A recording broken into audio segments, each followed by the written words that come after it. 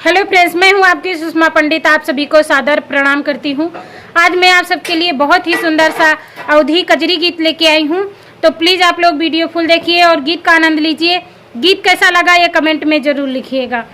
समनवा है सखी रिम झिम बरसे, समनवा है सखी रिम झिम बरसे, बगिया में कुहकेला काली कोयलिया, बगिया में कुहकेला काली कोयलिया, काली कोयलिया हो काली कोयलिया, मन मोरा सखी रही रही हर से, समनवा है सखी रिम झिम बरसे, समनवा है सखी रिम झिम बरसे।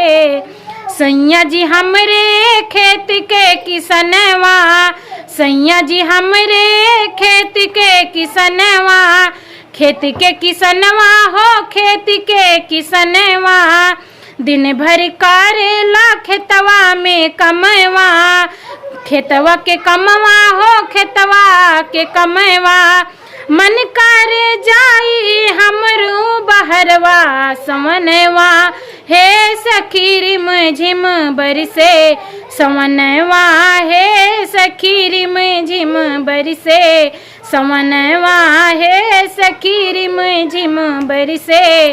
हरा भरा लागे खेत खलिहनवा, हरा भरा लागे खेत खलिहनवा, खेत खलिहनवा हो खेत खलिहनवा, खुश हो के हम तो गाई लगनवा, खुश हो के हम तो गाई लगनवा, गाई लगनवा हो गाई लगनवा, सब कार खेतवा में लागल धनवा, समनवा हे सखी रिम झिम बरसे, समनवा है सखी रिम झिम बरसे, रिम झिम बरसे हो रिम झिम बरसे, रिम झिम बरसे हो रिम झिम बरसे, समनवा है सखी रिम झिम बरसे।